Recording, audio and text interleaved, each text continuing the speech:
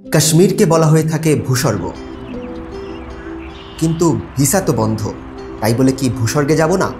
চলেন এবার বাংলাদেশের ভূস্বর্গ এক্সপ্লোর করি একসাথে।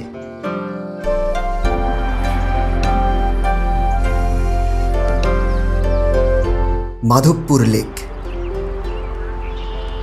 প্রকৃতির সব রং যেন মিশেছে এইখানে এসে। উঁচু টিলা, চা বাগান আর তার মাঝে বেগুনি রঙের শাপলা ফুলে ভরে ওঠা চমৎকার সুন্দর একটি লেক।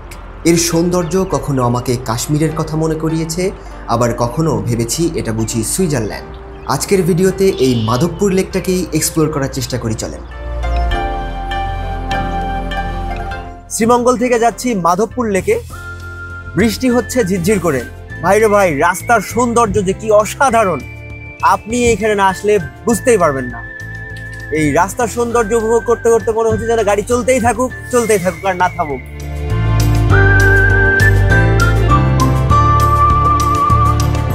মাধবপুর লেকে কিভাবে এলাম, কত খরচ হলো, আর এর পাশাপাশি অন্য কোথায় কোথায় ঘুরেছি আমার শ্রীমঙ্গল সফরে, তা নিয়ে আছে আমার পৃথক দুইটি ভিডিও।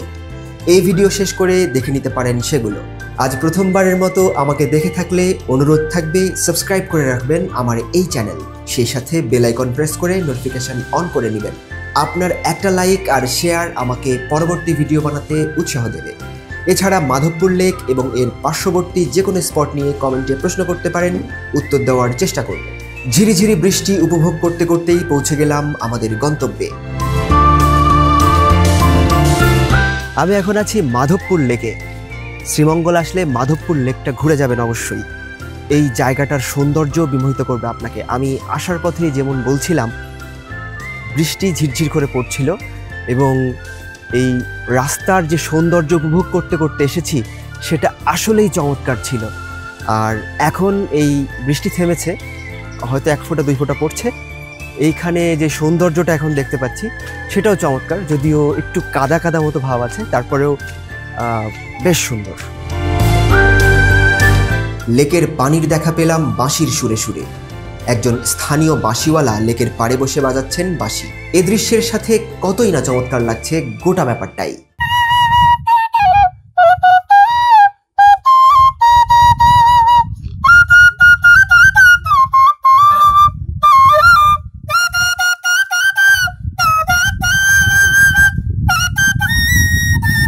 মাধবপুর লেকের চতুর সাইড দিয়ে ঘুরে বেড়াচ্ছি।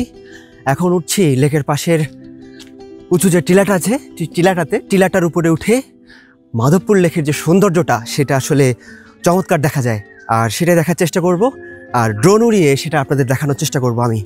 এখান থেকে অস্থির একটা ভিউ, দেখলেই মাথা নষ্ট হয়ে যাবে। চা বাগানের সবুজ আর লেকের পানি, ওহ জাস্ট অসাম, মাইন্ড ব্লোয়িং একটা ভিউ। আর উপরে উঠতে একটু রিস্কি হয়ে যাচ্ছে, কারণ বৃষ্টি ছিল তো, বৃষ্টির কারণে কিছু কিছু জায়গায় একটু পিছলা পিছলা ভাব হয়ে গেছে। এখানে একটা অস্থির ভিউ আছে। ও ওয়াও, কি অসাধারণ।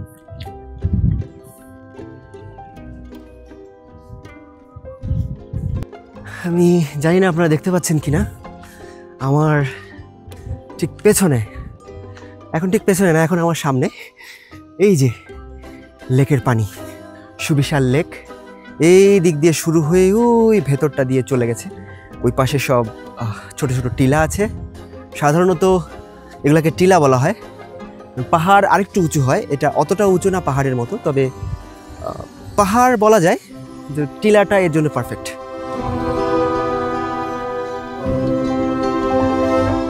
ভেবেছিলাম আমি যে উঁচু টিলাটাতে উঠেছি সেটা এখানকার মনে হয় সবচেয়ে উঁচু টিলা এর পাশের, কিন্তু না, আমি ভুল ছিলাম। পাশে আরেকটা উঁচু টিলা দেখা গিয়েছে, আমি সেখানে যাচ্ছি। সেখানে সম্ভবত উপরে টিনের ছাউনি দিয়ে একটা বসার ব্যবস্থাও করা আছে। চলেন সেখানে যেই একবারে ড্রোন উড়াই। ওঠার ধাপগুলো আসলে অতটাও সহজ নয়, খানিকটা বন্ধুর প্রকৃতির, মানে একটু কষ্ট হবে।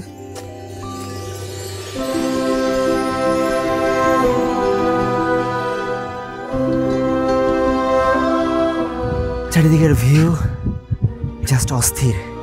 এখান থেকে ওই দূরটাকে দেখলে মনে হচ্ছে না এটাই কাশ্মীর, কিন্তু আসলে এটা কাশ্মীর নয়, এটা শ্রীমঙ্গল।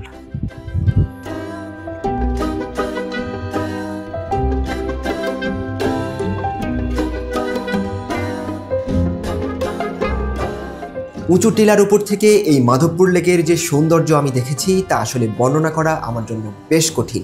মহান স্রষ্টা কি নিপুণ হাতে সাজিয়েছেন সব, অনুভূতিটাই যেন অন্যরকম হয়ে গেছে আমার। একটা সময় শুনেছি মুমিনরা যখন জান্নাতে যাবে তাদেরকে একটা গেটে নিয়ে যাওয়া হবে প্রথমে, তারা মনে করবে এটাই বোধহয় জান্নাত, তারা সেখানেই বসে পড়বে। কিন্তু পরবর্তীতে ফেরেশতা তাদেরকে আবার ধাক্কিয়ে নিয়ে যাবে অন্য আরেক জায়গায়। আবার আরেকটা গেটে যখন যাবে তখন তারা মনে করবে এটাই বোধহয় জান্নাত, ফেরেশতারা তখন আবার তাদেরকে ধাক্কা দিয়ে অন্য আরেক জায়গায় নিয়ে যাবে, অন্য আরেকটা গেটের সামনে নিয়ে যাবে। তো আমার অবস্থা হচ্ছে এখন সেটাই। গতকালকে আমি যেই জায়গাটাতে ছিলাম আমার মনে হচ্ছিল ওই জায়গাটাই এইখানকার সবচেয়ে বেস্ট প্লেস, সবচেয়ে সুন্দর জায়গা। আজকে আমি এখন যেখানে আছি আমার কাছে মনে হচ্ছে এটাই সবচেয়ে সুন্দর জায়গা। ওয়াও! এই যে পেছনে বেশ সুন্দর একটা জায়গা, সুন্দর দৃশ্য, সবুজ, তার মধ্যে গরু চড়ে বেড়াচ্ছে। ওহ, জাস্ট অস্থির। আর আবহাওয়া যেহেতু আরও বৃষ্টি হয়েছে, এমনিতে এখানে সম্ভবত শীতল আবহাওয়া থাকে, আবহাওয়া আরও ঠান্ডা ঠান্ডা লাগছে। ওই দিকটাতে সম্ভবত ভারতের বর্ডার আছে এবং সেখানে ভারতের যদি বর্ডার থেকে থাকে তাহলে মেঘালয়ের কিছু পাহাড় দেখা যাওয়ার কথা। সব কিছু মিলায়ে জায়গাটা বেশ সুন্দর এবং এক কথায় মনে হচ্ছে অনেকটা কাশ্মীর কাশ্মীর একটা ফিল হচ্ছে।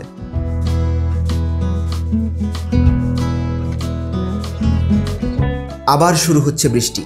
বিদায় নিতে হবে এই অকৃত্রিম সৌন্দর্যে ভরপুর মাধবপুর লেক থেকে। দেখা হবে পরবর্তী ভিডিওতে অন্য কোনোখানে, ইনশাআল্লাহ।